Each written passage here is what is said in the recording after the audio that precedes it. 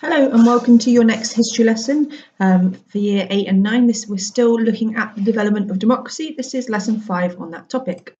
The first thing I would like you to do today is your low stakes quiz. This is just your short quiz on what you learned in your last lesson. So when I tell you to, you're going to pause the video, click the link in the video description to bring up your quiz, complete your quiz, and then submit and check your answers. So if you can pause your video now. Okay, welcome back. Today we're still looking at this inquiry question. What stories can we tell about the development of democracy in Britain? And today we are looking particularly at women. So we're thinking about this question: what does the status of women reveal about British democracy?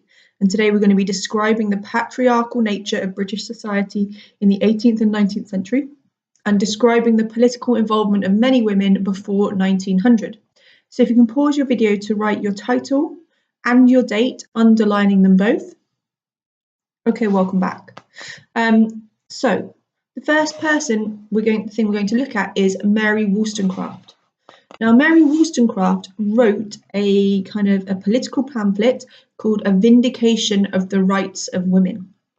And in this political pamphlet, she argued, she said this: "Let women share rights, and she will emulate the virtues of man. She will grow more perfect when freed." Now, what she is saying here really is that women should have the same rights and responsibilities as men had, and that if women had those rights and responsibilities, they would grow to become more responsible, more politically engaged, more able to do those things. So although people might look and say, women can't vote, they're not interested in politics, Mary Wollstonecraft argued that if you gave women the rights, they would be just as interested and capable of doing those things as men were. And she had to make this argument because when she was writing in 1792 and throughout most of the 1800s and the early 20th century even, men and women were not seen as equal. Britain was a patriarchal society. And this means a society created by men, run by men, for the benefit of men. And we can see this in many ways. Legally, women were considered the property of their husbands.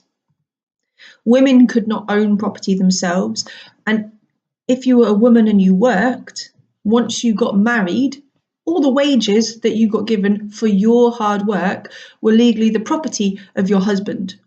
So you had to give him your money. You couldn't really argue about it. We also had the fact that domestic abuse, so violence in the home against women carried out by the husband or the father or the brother, was incredibly common and not really punished in any way. So Britain was a patriarchal society where women did not enjoy the same rights as men at all. And one of the key parts of this is that women were unable to vote. You might remember last lesson we learned about the gradual increase in the percentage of people who could vote throughout the 1800s from 5% to 6% to 15% to 30%. None of those percentages included women. So the percentage of men who could vote was steadily increasing, but women still did not have the vote in national elections. So they had no say in the laws which they had to follow, and in the laws which govern their lives, laws such as these. They had no say in those laws, and therefore it was incredibly difficult for them to do anything to change those laws.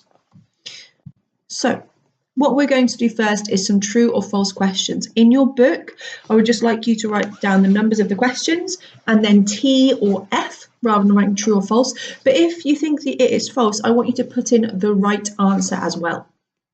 Okay, question 1. Mary Wollstonecraft wrote the 1792 work, A Vindication of the Rights of Man. True or false? Give it a think. This is false. She wrote in 1792, that's true, but her pamphlet was called A Vindication of the Rights of Women. Question 2. Wollstonecraft argued that women should be treated equally to men. Give it a think. Is this true or false? This is true. She argued that if women were treated equally, then they would show that they could be just as strong and responsible as men. Next question. A patriarchal society is a society run by men for the benefit of men. Give it a think. Is this true or false? Write your answer in your book. This is true. That is the meaning of a patriarchal society. Question 4. In the 19th century, women could not vote. True or false? Give it a think. Write down your answer. This is true. In the 19th century, when a woman married, she remained independent. True or false? Give it a think. Write down your answer. This is false. When a woman married, her money, herself, and any wages that she had belonged to her husband. In the 19th century, violence against women was common. Give it a think. Write down your answer. And this one is sadly true. Well done if you got all of those correct. The next thing we're going to do is some fragments. We're going to turn these fragments into full sentences. So fragment number 1, Wollstonecraft argued that. Now I would like you to put these 3 words into a full sentence. This might be at the beginning, in the middle, in the end, but you're going to keep them in this order. Give it a think. Pause your video and write down your answer. Okay, welcome back. I've written, Mary Wollstonecraft argued that women were equal to men and should be given equal rights and responsibilities. You're probably going to have something very similar, but so long as what you've written says that Mary Wollstonecraft was arguing for equality, then that's excellent. Fragment number 2, patriarchal society. When a woman married. Let's give it a think. Where was a patriarchal society? What happened when a woman married? Pause your video and write down your answer. Okay, welcome back. I've written, in the 19th century, Britain was a patriarchal society, when a woman married, any possessions or wages became the property of her husband. And fragment number 3, allowed to vote. Let's give it a think. Write down our answer. We might need to pause our video. Okay, welcome back. I've written, in the 19th century, women were not allowed to vote. Okay, hopefully you've got 3 excellent sentences there. We're going to move on and we're going to think about this. Why weren't women allowed to vote? You know, it seems quite strange. If we look at this, this is a poster here created by a group of people campaigning for women to get the vote. And we can see all the different roles and responsibilities that women might have. And yet, despite the fact that they could be a mayor, a nurse, a mother, a doctor, or a teacher, or they could work in a factory, they weren't allowed to vote. Why was that? And this is they weren't allowed to vote because in the 19th century, many beliefs developed, which were all false, but which people used to argue that women should not, they shouldn't get suffrage, they shouldn't get the right to vote. And the first belief is the idea of separate spheres, spheres being circles. And they just had this idea that men and women belonged to separate spheres. So the sphere of men was all about politics and work. And that's what men were responsible for. And the sphere of women was all about the home and family, the domestic sphere. So things that went on inside the household, they were the responsibility of women. And things that went on outside of the household, politics, work, money, all of those things were the responsibility of men. And this was the idea that what men and women were naturally suited to was separate. And therefore, if you gave women the vote, it's not going to work because they only think about things that are happening in their own home. Now, obviously, this was an entirely made up argument because many women worked outside the home. Many women had responsibilities outside of the home. But it's an argument which many people believed in. The second idea is that many people argued that if women were given the right to vote, they would become less feminine. They would become more like a man in terms of the way that they looked, in terms of the way that they behaved, and this was seen as a really negative thing and a huge problem. Who would look after the children and cook the dinner if women were allowed to vote? Because they would start turning into men and not be interested in those things. Again, this argument is completely false. I've got the right to vote. I have not turned into a man. Many women across the world have the right to vote, and they still exist as women. But it was a belief which many people had. And the third one is this idea of hysteria. Now, in the 19th century, people believed that the biology of a woman, so like what her insides were like and how she worked, like the science of her, meant that she was unsuitable to have the vote. People believed that if a woman was given the right to vote, the pressure of making political decisions would make her behave like this woman here and become hysterical, be unable to control her actions, shout, scream, swing her arms and legs around, try and kick people, because her body could not cope with the political pressure of voting. Again, this argument was complete nonsense, but it is something which many people kind of believed in. They believed that women were hysterical because of their biology, and that if they were given the right to vote, they wouldn't be able to cope with it, and they would, behave like this woman here, hitting a load of policemen. So what we are going to do now is we're going to do some true or false questions. Again, in your books, I want you to write T or F, and if you think it's false, I want you to write down the correct answer. In the 19th century, many people believed in the idea of separate spheres. True or false, write down your answer. This is true. Question 2. People falsely believed that men's sphere was the private domestic sphere of the home and that women's sphere was the public world of politics and work. Give it a think, write down your answer. Okay, this one is false.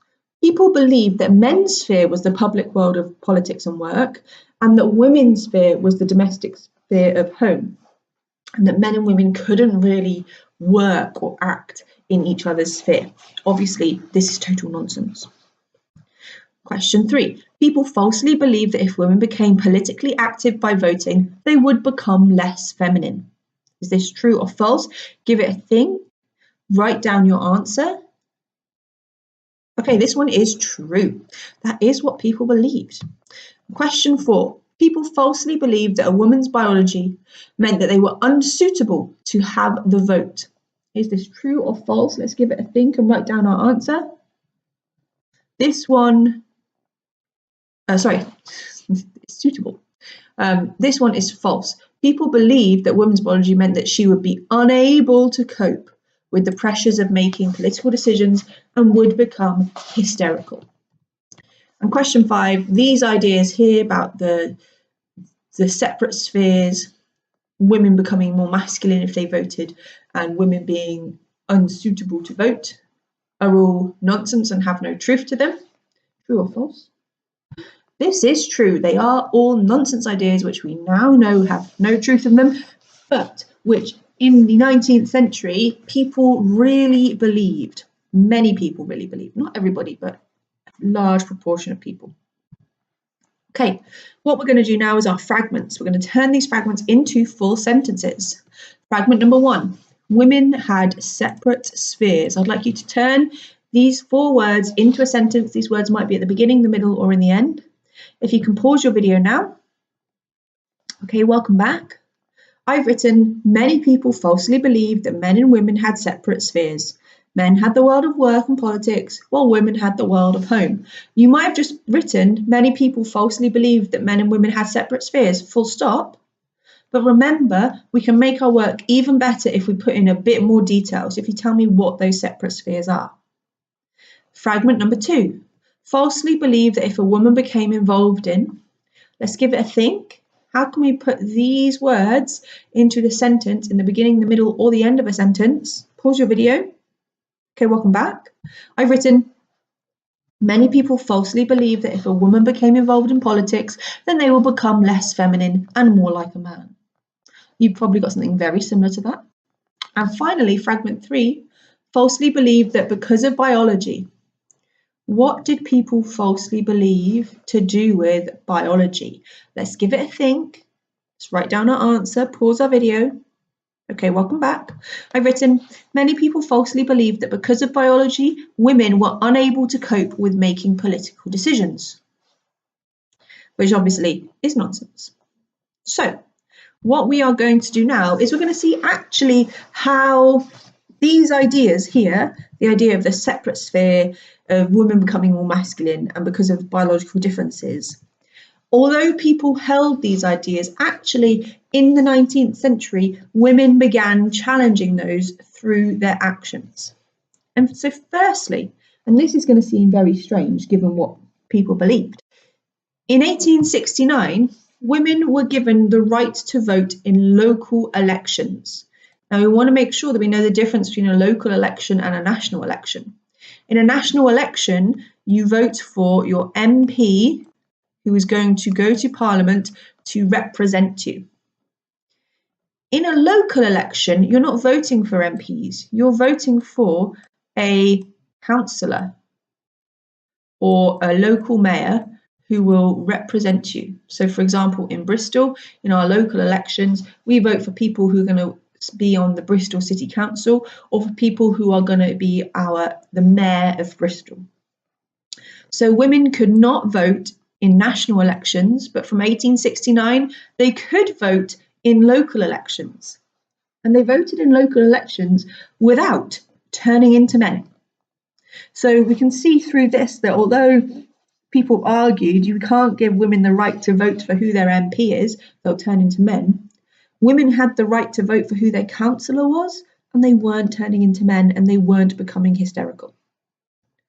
And we can also see that women had a greater role in the world of work. So, for example, you had women who sat on and led the London School Board. So they were kind of in charge of making all the decisions about what was going to happen to all the hundreds of schools in London. And Elizabeth Garrett Anderson was the first woman to hold that job as the leader of the London School Board. And then in 1908, Elizabeth Garrett Anderson again became the first female mayor of Britain. So she was the mayor of a town in Suffolk, and she led on the decisions about what happened in that area. This was in 1908, and in 1910, Wales got its first female mayor. And Elizabeth Garrett Anderson and all the many, many women who voted in local elections, they managed to do this without becoming hysterical, without finding the pressures too much, and without turning into men, totally disproving the false beliefs that many people had. Additionally, women became involved more in public life through the setting up of suffrage societies. Now, suffrage societies were organisations which campaigned for women to have the vote.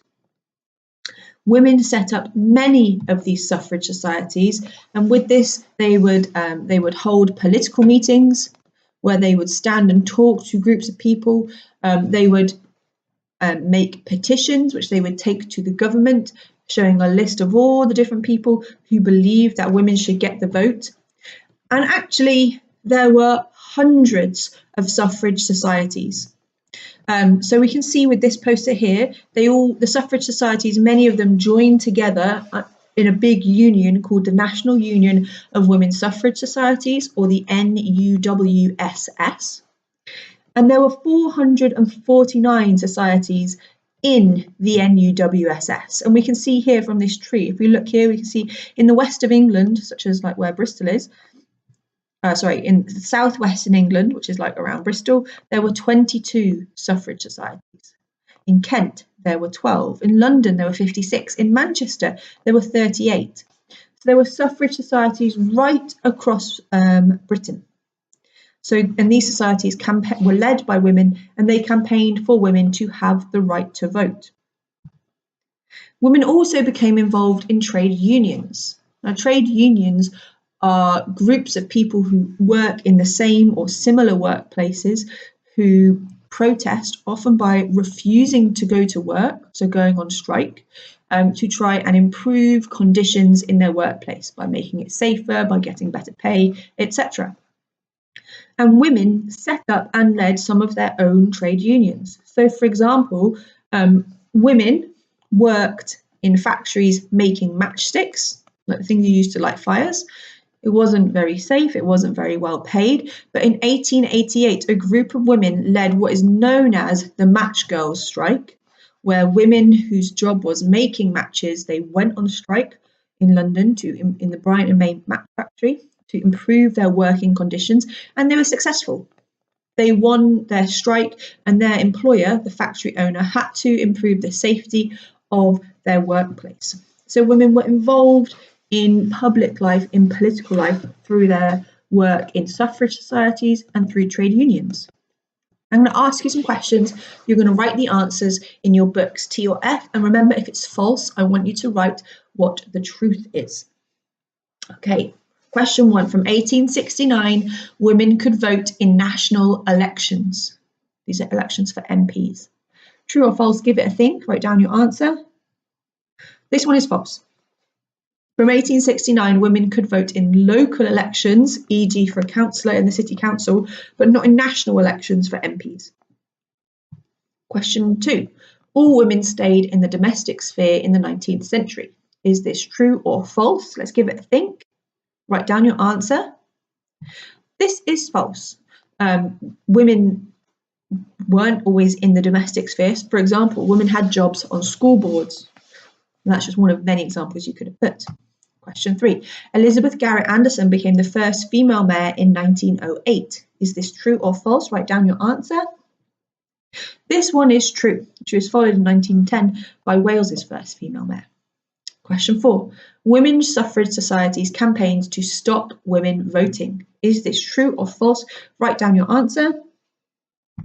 This one is false. So suffrage societies such as the NUWSS, National Union of Women's Suffrage Societies, campaigned to get women to vote, for example, by creating petitions. Question 5. Women were not involved in any trade unions. True or false? Give it a think. This one is false.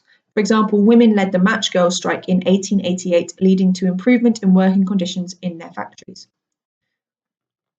So what we are going to do, we're going to turn these fragments into full sentences. Fragment 1, in local elections. Okay, I'd like you to put these words into a sentence for me. Pause your video now. Okay, welcome back. So I've written, by 1869, women were able to vote in local elections.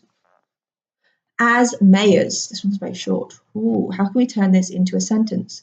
Give it a think. Pause your video. Okay, welcome back. I've written, by the early 1900s, women were able to hold positions of political power, such as mayors. You might have gone even better, and you might have told me that in 1908, Elizabeth Garrett Anderson became the first female mayor in Britain. And fragment 3, presented petitions to. Let's give this a think. Okay, so I've written, women were involved in the campaign to get the vote. For example, they presented petitions to Parliament. Okay, super. Now what we're going to do now is we're going to do a little bit of writing. So we're going to be thinking about this question, which is our title. What does the status of women reveal about British democracy? And I've written a paragraph here. So I've written, there had been progress in women's status by the early 20th century. There had. For example, by 1910, there were 2 female mayors in Britain. This shows that women were able to have a more active role in political life by the early 1900s, showing that they had some democratic say. Now, what I would like you to do is I would like you to write 2 paragraphs for me. One paragraph telling me how there had been more political progress, and one telling me what still was missing. Okay, so this paragraph, the one telling me about more progress, you're going to start with, furthermore, another way that there had been progress for women was in their engagement in political campaigning. For example, and then if you use these words here, suffrage societies and trade unions, you should be able to give me a good for example and then tell me what those examples show about democracy in Britain. If you can pause your video now. Okay, welcome back. Now we're going to have a look at our second paragraph. And in this paragraph, you're going to tell me how sure there had been progress, but actually there was still some way to go for women. So we're going to start by saying, however, the status of women still revealed large flaws in Britain's democracy. For example, then you're going to talk about the franchise, so who could vote, and national elections. And then you're going to tell me what this shows about British democracy. Okay, so if you can pause your video now. Okay, welcome back. I'm just going to show you what I wrote. So I wrote, furthermore, another way that there had been progress for women was in their engagement in political campaigning. For example, women set up suffrage societies, which campaigned for the vote, as well as organising through trade unions to campaign for better working conditions. These examples show that women were taking more obvious steps to challenge the idea of separate spheres through their actions. Okay, and our limitations paragraph. However, the status of women still revealed large flaws in Britain's democracy. For example, by 1914, women were not included in the franchise, that's who can vote, and so were still unable to vote in national elections. Remember, they could vote in local elections. This shows that although some progress had been made for women, they still had fewer democratic rights than men. Okay, we've got one final thing to do today, and that is our exit ticket. So when I tell you to, this is a short quiz to check what we learned today. When I tell you to, you're going to pause the video, click the link in the video description to bring up your quiz, complete your quiz, and then submit and check your answer. You worked super hard today, so really well done. And if you can pause your video now.